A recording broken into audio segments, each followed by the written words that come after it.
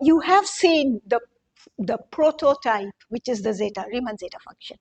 However, Riemann zeta function is in some way the simplest form of the Dirichlet function, because you don't have characters.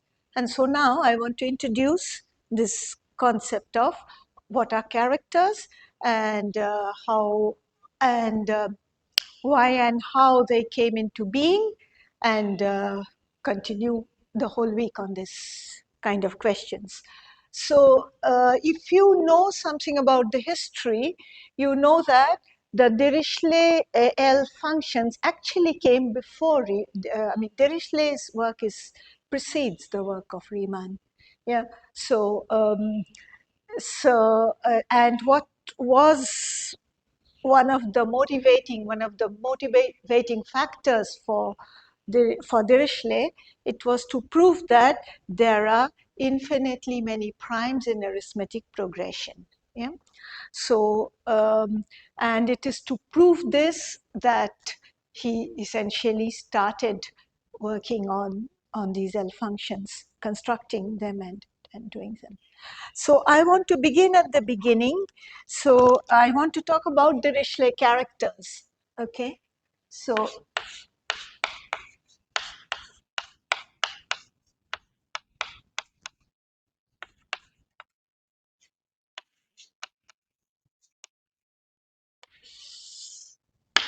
if you have already seen this, it might seem somewhat superfluous to talk about it. But if you haven't seen it, and if we start off straight away with with the theorems, then then you don't quite know what we are doing and why. Yeah, it has to be placed in some kind of a context. So what are these? We have some homomorphisms which we denote by chi, and these go from a finite abelian group to the set of complex numbers, well, the multiplicative part of this, and let this be a homomorphism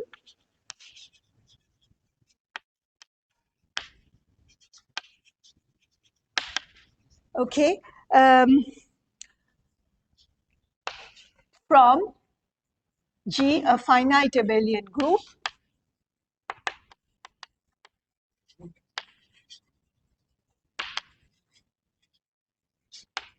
to C.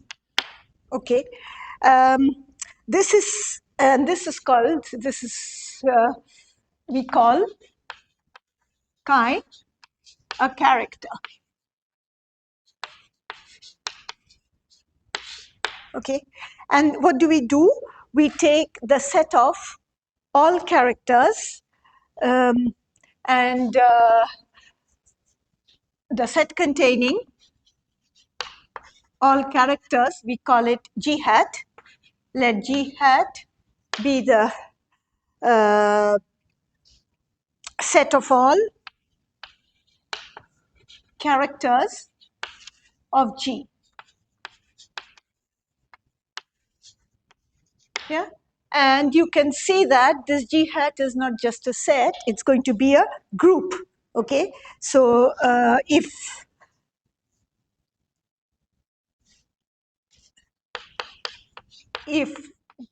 G, we said it was finite, yeah, so it is, we know its cardinality is some n, and if G has n elements, then G hat also has n elements.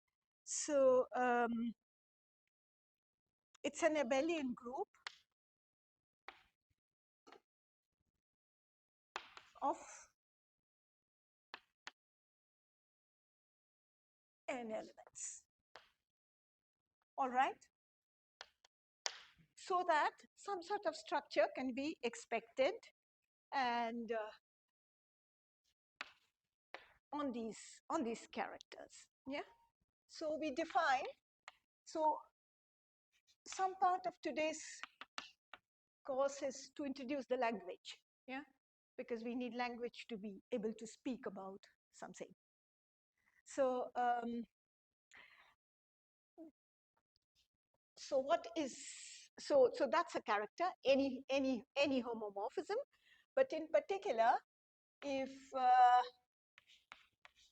chi0 of G is always equal to 1, then chi0 is called chi0 in G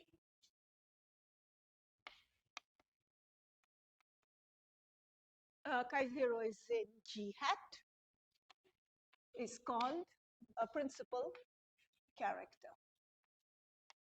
It is quite important, we will see today and later, that it is quite important to distinguish between characters which are principal and which are not. Okay. Also, since I already told you that G hat is a group, therefore you can see that a group. So this is going to play a role in the group structure. Okay. So now I will talk about some properties. Okay. These are easy. So we don't really have to.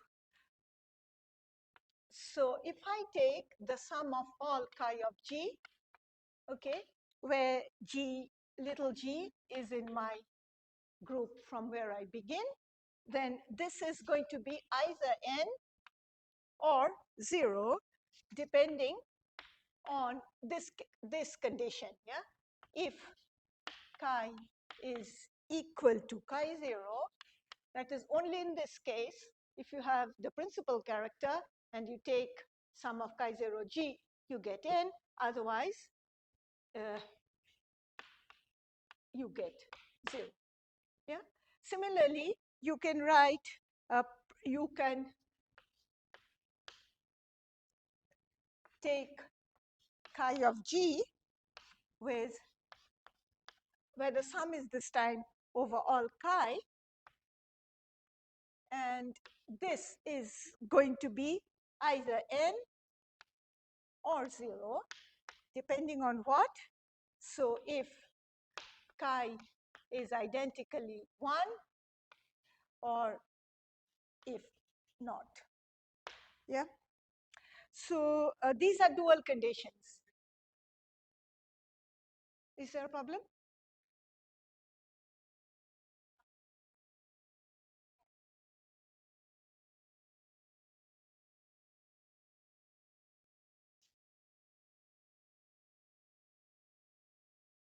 Yeah.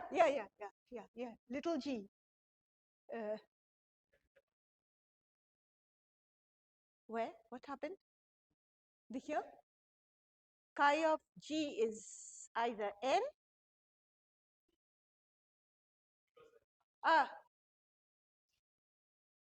Yeah.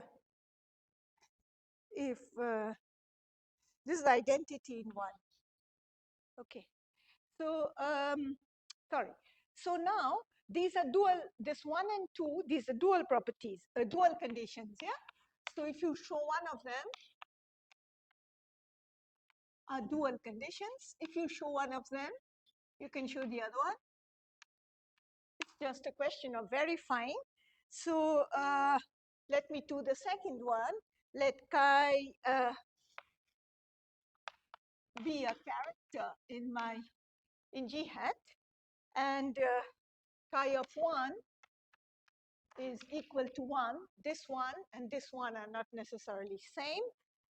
Little g is in G, and let G have n elements. Yeah. Then chi of G to the power n is chi G to the power n, and chi G to the power n is equal to 1. So this is completely multiplicative, and chi of G, so chi of G is nth root of unity. All right.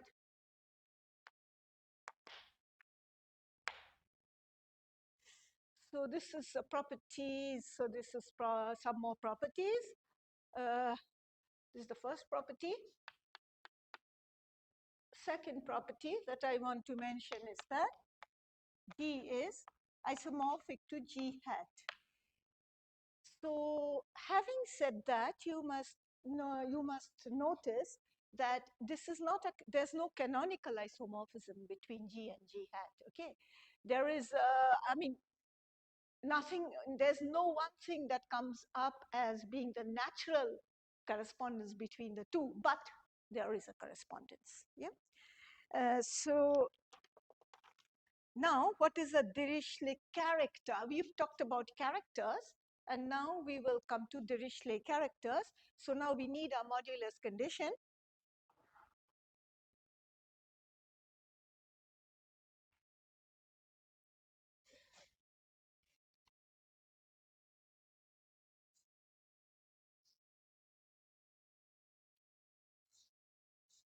There's less dust in this room. The chalk dust flying everywhere. This is not happening in this room. So yeah, so now supposing, Dirichlet characters are going to be built on congruence conditions, all right? So definition, a Dirichlet character, so a Dirichlet character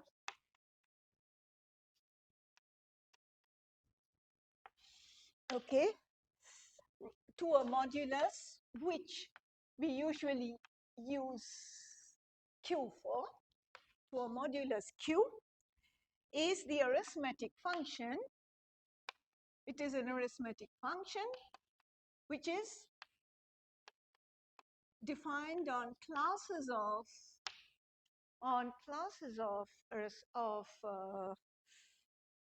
modulus.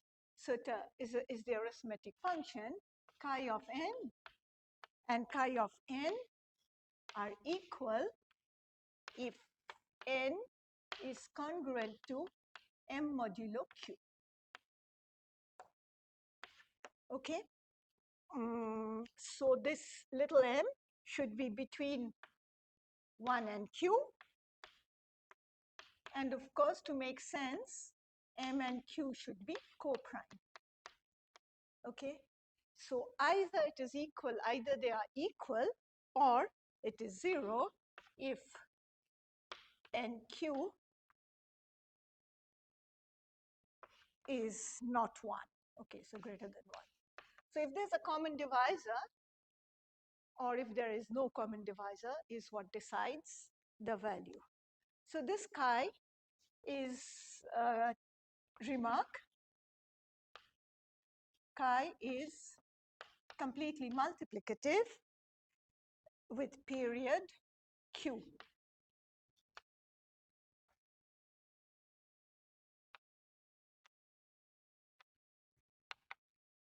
Have you seen all this before?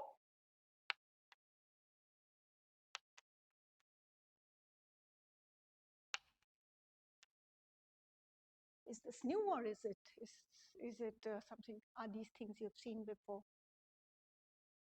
You have seen some of it before? Okay. So, yes, this is completely multiplicative, and the period is Q. So I get another property from here. This property says, like I still have my chi0, yeah? So chi0 n, when does it become 1?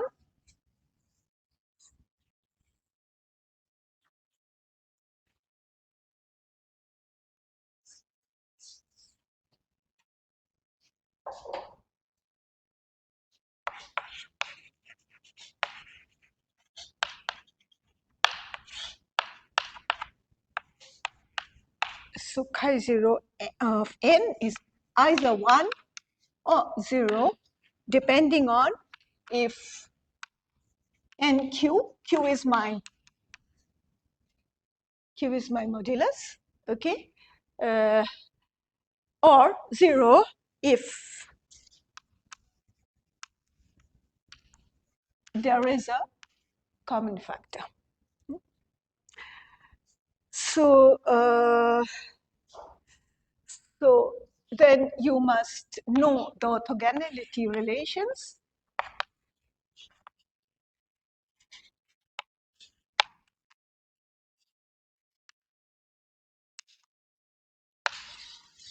What are the orthogonality relations? So first of all, if I take the sum of chi of n and multiply by chi of m bar, okay? Remember that chi of n is complex. So, and I take the sum over all chi modulo q, okay? Now, the fact that I have, these are being taken from congruence classes, this says that this will be equal to either 1 or 0, but not yet. This has to be normalized by phi of q. So this phi of q is the Euler phi function, which you probably have seen it hundreds of times. So this one, this phi of q, it counts the number of positive integers that are less than q and prime to it. So this is, if you normalize, and then you get either 1 or 0, depending on what? According to you, this depends on what? Yeah? What do you think it depends on? Again, just like before, it depends on the whether we are in the congruence class or not. Yeah? So if n is congruent to m modulo q, and of course m and q should be co-prime, and otherwise it is 0. Okay? And this is true for, this does not depend on the choice of n and m. So, but like, we'll take them to be greater than or equal to 1. This is the first orthogonality property. The second is, now I'll take the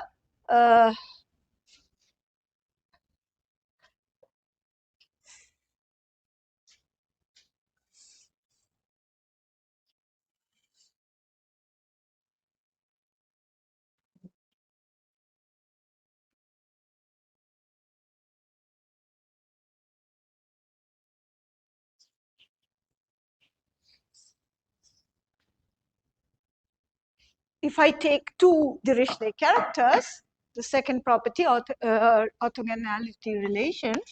So if I take two characters, chi and chi prime, which are Dirichlet characters, modulo the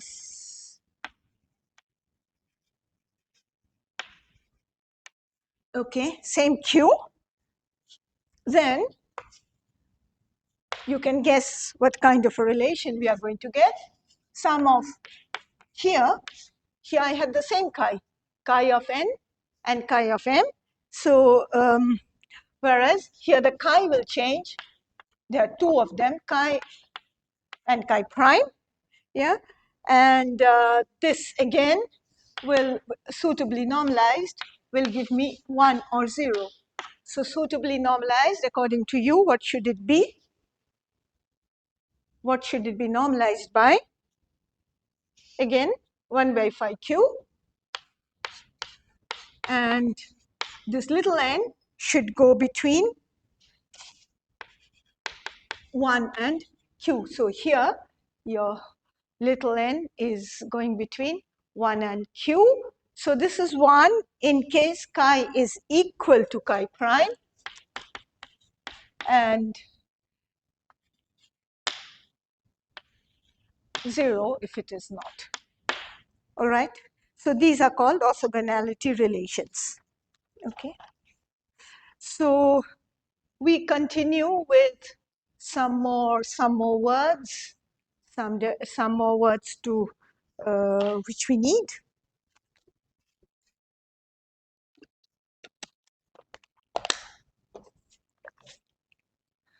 So, yeah, so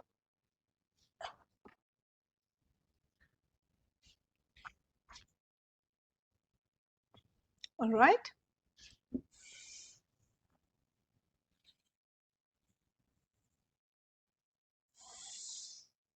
So one, I told you that having characters which are principal and non-principal matter, but also another way to classify is whether these characters are primitive or imprimitive or unprimitive. I don't know, not primitive. Okay, so so what is a when is it a Dirichlet? I have a Dirichlet character, okay, and chi, and we call it primitive,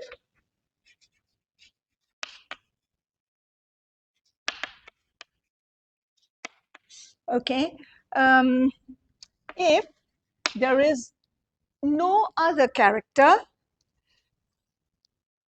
if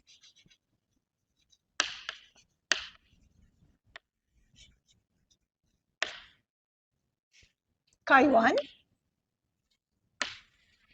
if there is no other character chi1, okay, such that chi1 modulo q1 is less than q.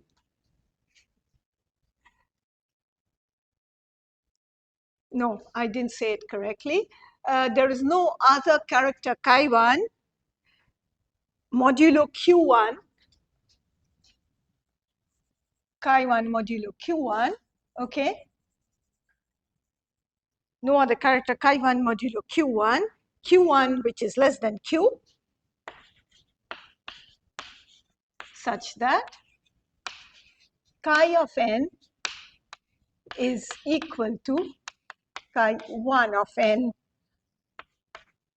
for all n q equal to 1. So what does this mean? So what is a primitive character then? So a primitive character,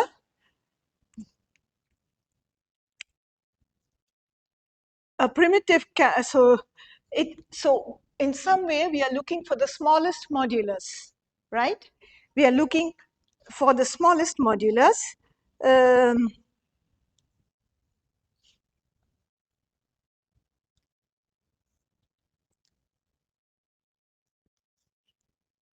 So remark,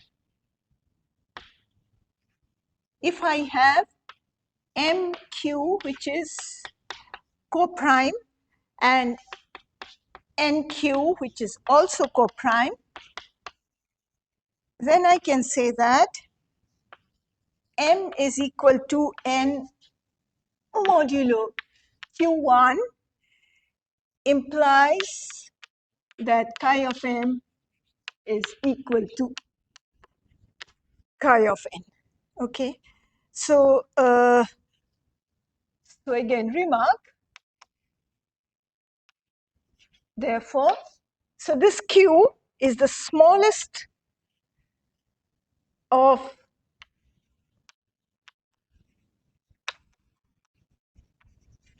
integers. Which integers? It's the smallest of integers Q1, all right? It is the smallest Q1 such that this property is satisfied, okay? So we can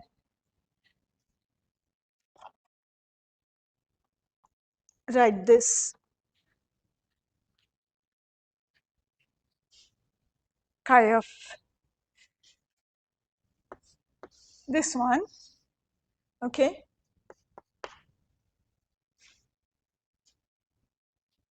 So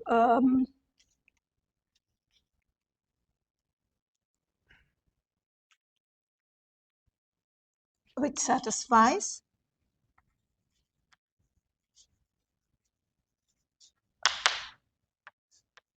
this property, yeah, the pink star. All right. So the modulus of the primitive character, what is it? Can you now define the modulus of the primitive character? How do you think you can talk about it in terms of it being the smallest one?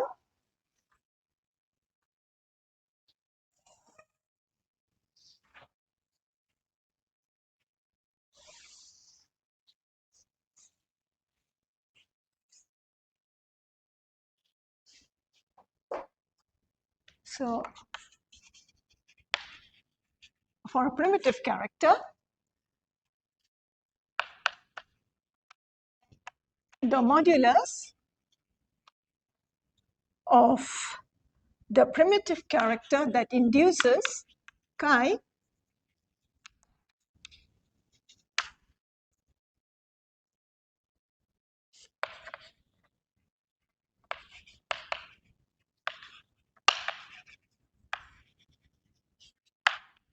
is called its conductor.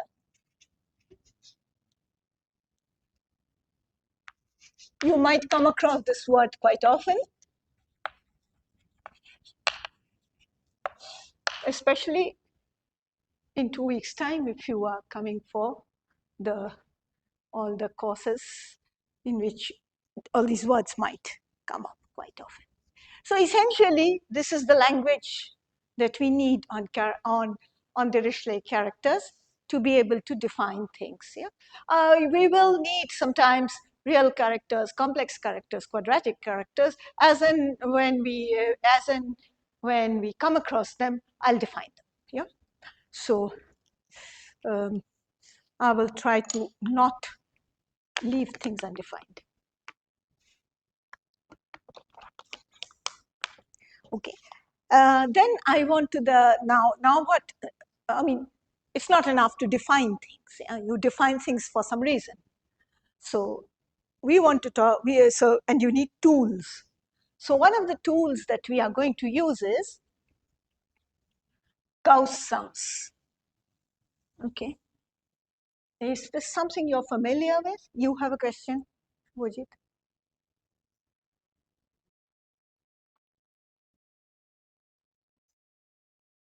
Here, this one? Yes.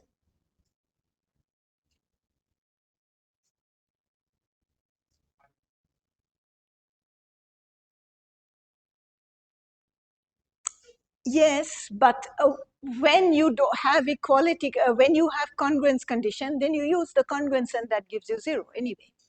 Yeah, so Q is okay. Some of them may not add up something. Okay. Yeah?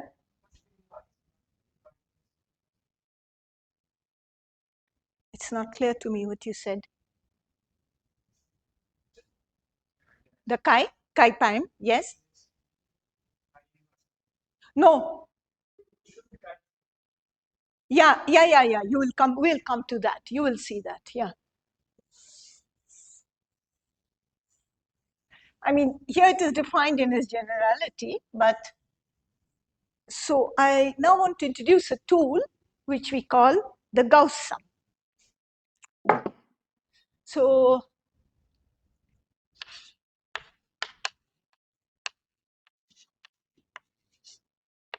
yeah, how do you write Gauss? You will write it with this one or not? No. Yeah. Okay. So you know about Gauss, yeah?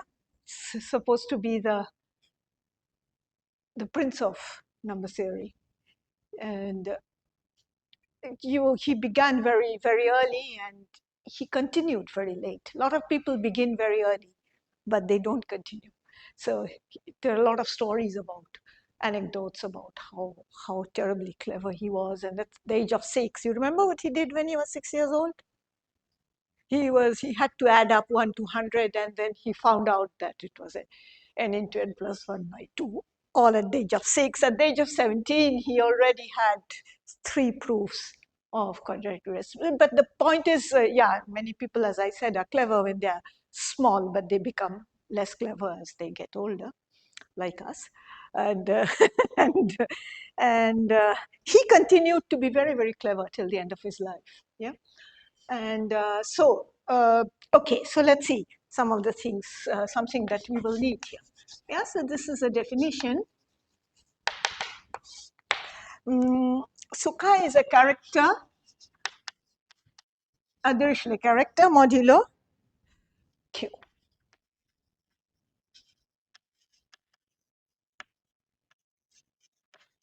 Okay. Then the Gauss sum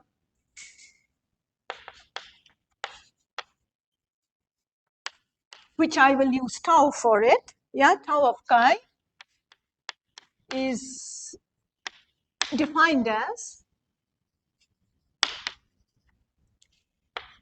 tau of chi is equal to, so chi of A exponential A by Q for A going from 1 to Q. Yeah. And so this you can see, this is an inner product of something which is multiplicative, chi, and exponential, which is additive. Yeah. So you have a multiplicative something here, and exponential and additive here. Yeah. It's an inner product. And sometimes this tau of some authors, they don't write, they write it in a somewhat more general form. They write it as a sum tau of n chi, which is equal to chi of a exponential a n by q. Yeah. And a goes from 1 to q. So when n is equal to 1,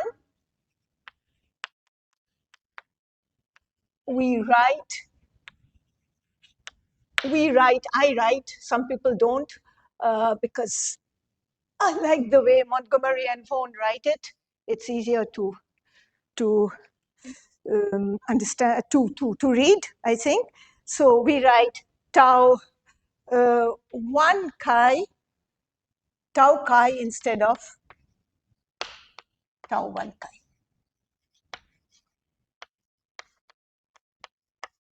So if you see tau of chi, it means that n was equal to 1. Okay, so it's just a notation. Okay.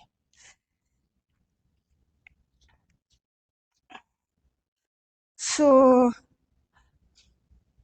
yeah, tau of n chi, you can see that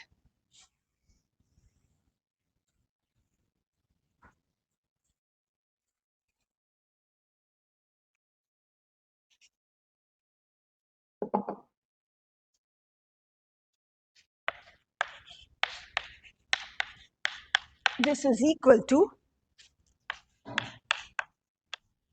the conjugate of chi of n, tau of chi.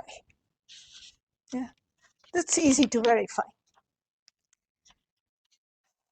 Yeah, so now you remember what primitive characters are, and I will do the first theorem of today. So this theorem says that if chi is a primitive character,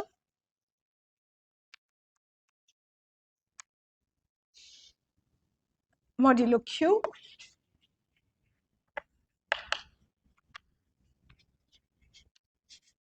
then how many if I take the Gauss sums, tau of Q, this is equal to square root of Q. Okay, that's fairly easy to see. So let's call it a theorem anyway, because the result is nice.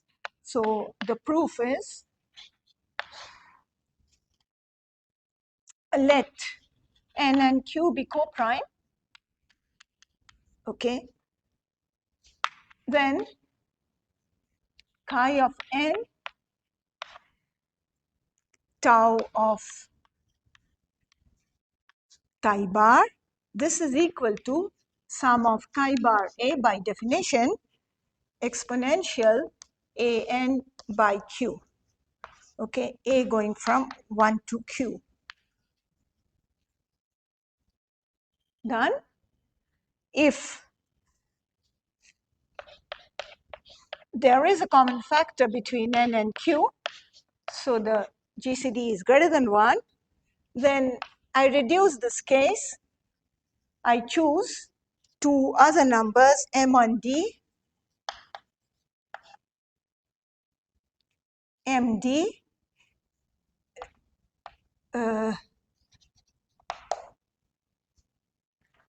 M and D coprime,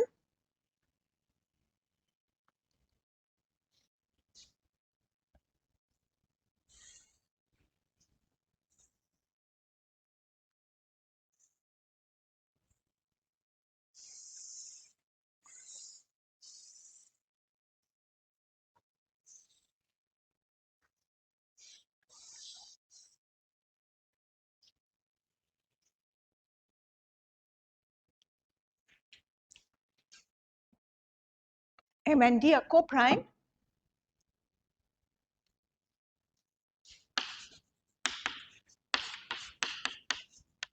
And what should they do? So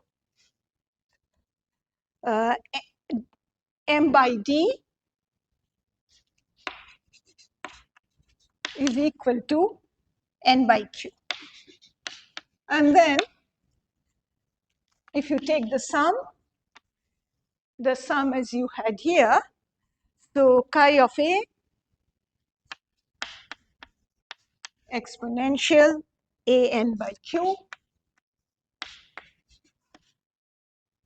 A going from 1 to Q, this is going to be some multiple of the exponent, h, let's call it, hm by d, where h is going to run from 1 to d.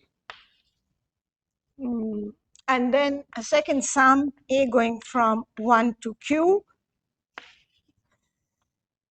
chi of a.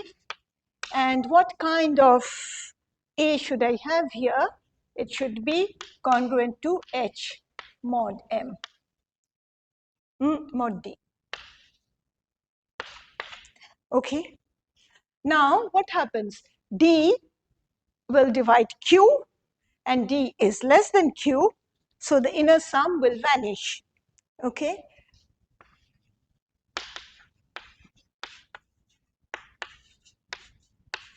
Okay, the inner sum will vanish, and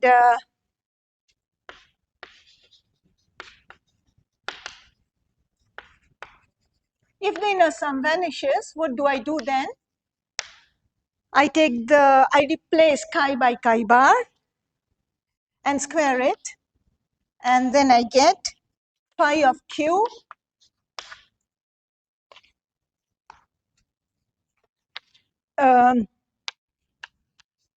tau of chi square.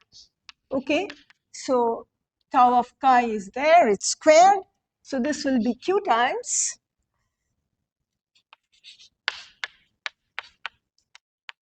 sum of chi a square, a going from 1 to q, and that's equal to q times phi q. Okay. It's a white box instead of being a black one. Okay. And now we come to, after all this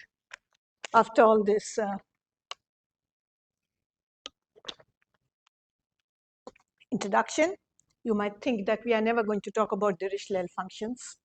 We will. Okay. So now we come to Dirichlet L functions, and still before talking about Dirichlet L functions, we'll talk about Dirichlet L series. Okay. So the L series was introduced by Dirichlet in 1837, and as I told you, it was for proving the very famous theorem, which we will actually prove. Okay, so so let's do it now. Let's get armed to do it. So L functions, no L series. Okay.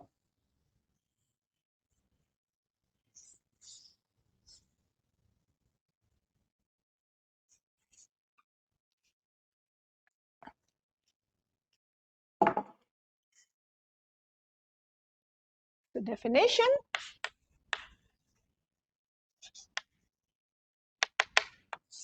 So L as chi, this is equal to sum of chi of n to the power s. S is a complex number, and n is equal to 1 to infinity.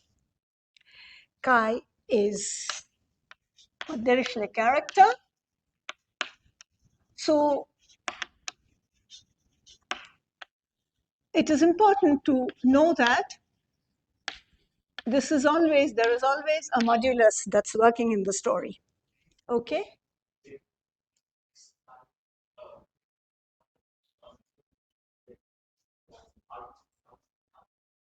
What should have happened? Oh, tau of chi. Yes, of course. Tau of chi doesn't mean anything. Sorry. So chi is a Dirichlet character, mod q, and sigma, S is equal to sigma plus I tau, yeah, and it's in C as usual, yeah. So, so here sigma is greater than 1, and this is called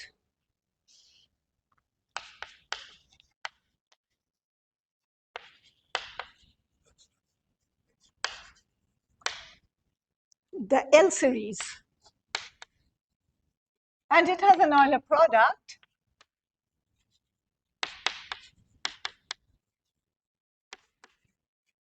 So the Euler product, as you remember, the wonderful Euler product. Whenever there's Euler product, it's something wonderful. What's wonderful about it? What's wonderful about it is that on the one hand, you have additive question, and on the other hand, you have a multiplicative question, and you link them. Yeah. So this was a big thing. Yeah. What seems to us is not so big because we just write Euler product, sum, everything. But think of the time when people actually thought that this was the link, and that here on the one side you had integers, on the other side you had prime numbers, and you could link them. This cannot be done always, yeah. And this has an Euler product with Euler product. So I write it L as chi. What do you expect the Euler product to be?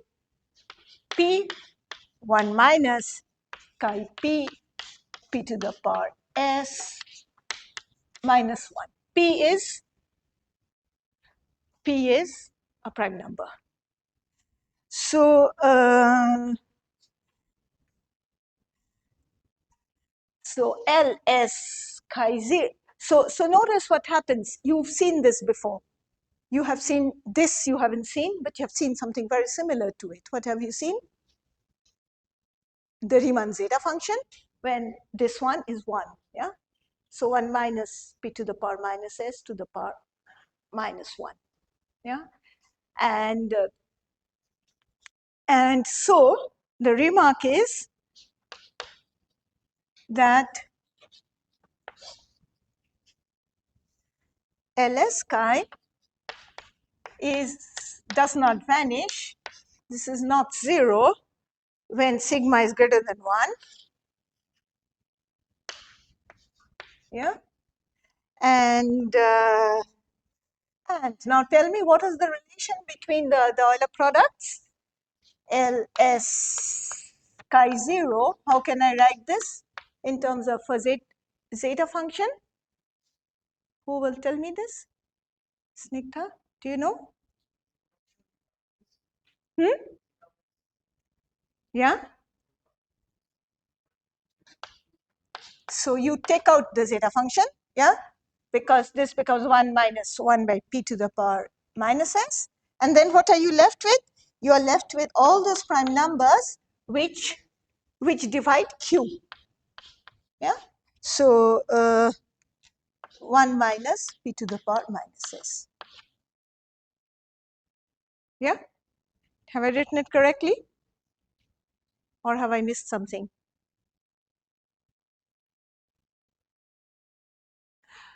So now Ls chi 0, this can be continued. Did you notice one thing, that I call this the L series? And if you remember, we are going to talk about L functions. So why haven't we talked about L functions yet? Because why have we not talked about L functions yet? What's lacking? What do you want L functions? How do you want them to behave? You want them to do certain nice things, right? What is that nice thing you want it to do?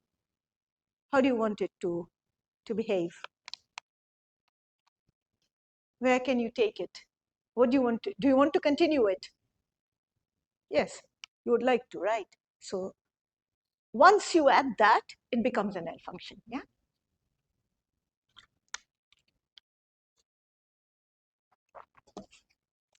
So now notice that Ls chi 0 can be continued meromorphically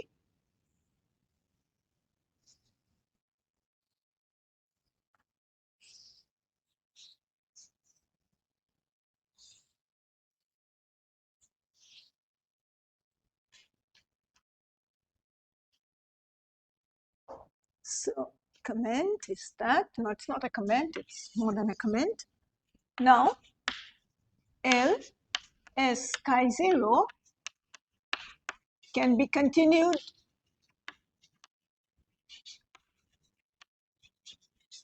here meromorphically, where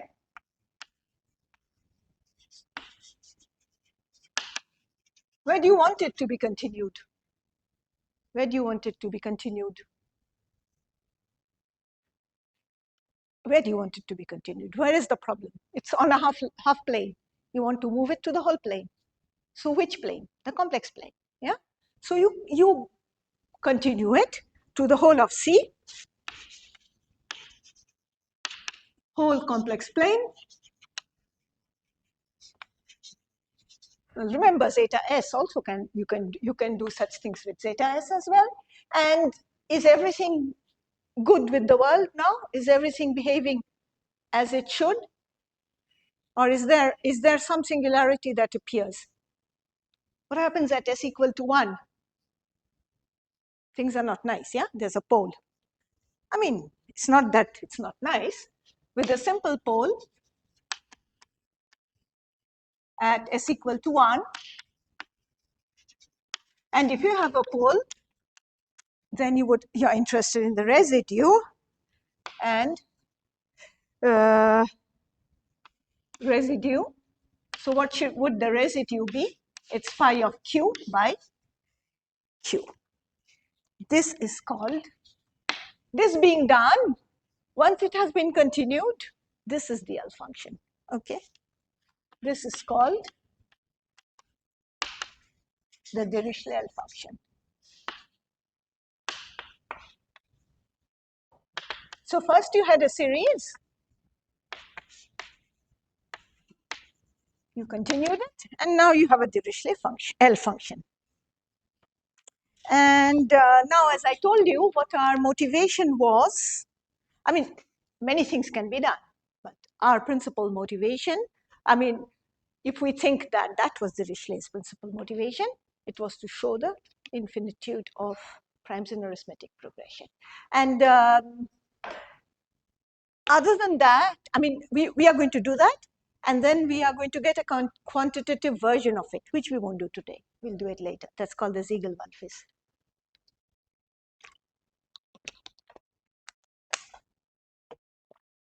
So now, I'm going to do some properties of this LS chi, some of which we might do as exercises, because it's not because they are unimportant. It's because as exercises they are easy to do. They are very important. But so I will state this as a theorem, but we can do it in the afternoon as an exercise. Okay, if you have nothing against it. I mean, you can still have your lunch in peace, all right, believing me to be, what I'm saying to be true, okay? So this is a theorem in which there is, the first part is going to be, is the statement LS chi, yeah? So let's call it theorem, I think I should give it a name, a number, and I will have two parts to it, yeah? Part A. So as I told you, one of the way to divide the study is to see when chi is chi0 and when chi is not chi0. Yeah. So if chi is equal to chi0, then what happens? Then we are here. Yeah. If chi is equal to chi0, then LS chi is analytic.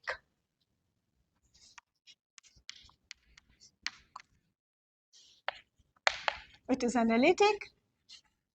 Okay. When? When is it analytic? For which sigma? Which part of real S? Greater than 0. Greater than 0. Sigma, it's in the half plane, sigma greater than 0. Yeah? It's analytic for sigma greater than 0.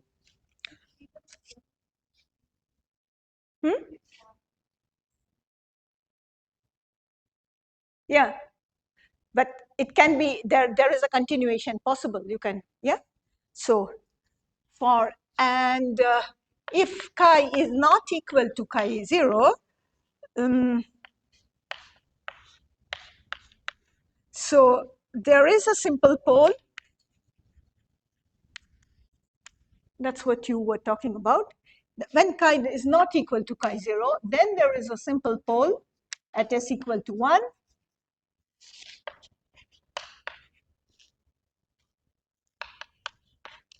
With residue by q by q. Okay. Part B of the theorem says log of, if I take the log LS chi, then this is equal to sum of lambda n by log n chi n to the power minus s. Your summation runs from 1 to infinity. For sigma greater than 1, and therefore, if I take the logarithm, then I get L prime by L of S chi. This is equal to the sum for n going from 1 to infinity, lambda n chi n into the power s. Okay, so is this somewhat familiar to you? Does this ring a bell of some kind? Does this, yeah? What happened?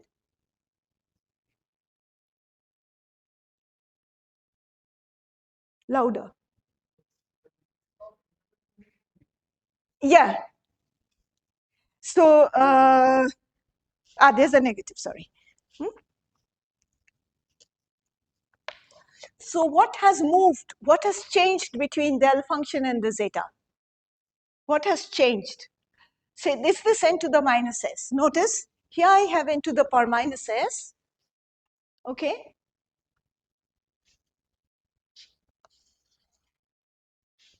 If I had only the lambda n is the von Mongold, okay? Lambda n is the von Mongold, which is just a smoother version. That means you take log of p instead of taking log of p when p is some power of p is a prime divides n, yeah, to make it smoother. Yeah, that's like you've seen this. You did some things with this von Mangold, yeah. And so, oh, here.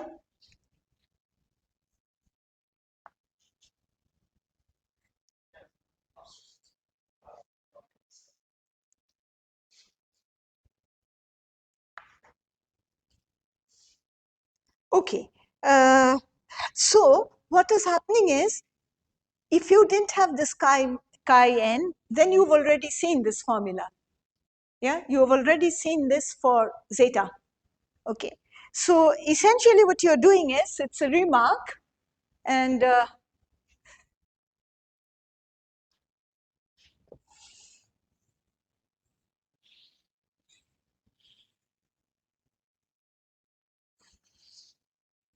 so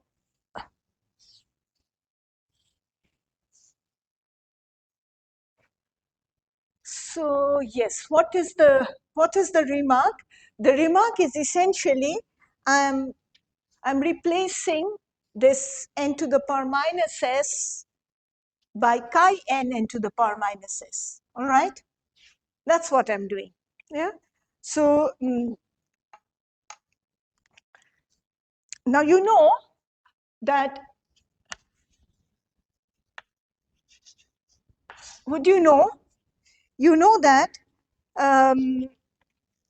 if I take chi n to the power minus s, then this is less than or equal to n to the power minus sigma. Yeah. Therefore, if you have a convergence of the latter, you have the convergence of the former. Yeah. So so you get the identity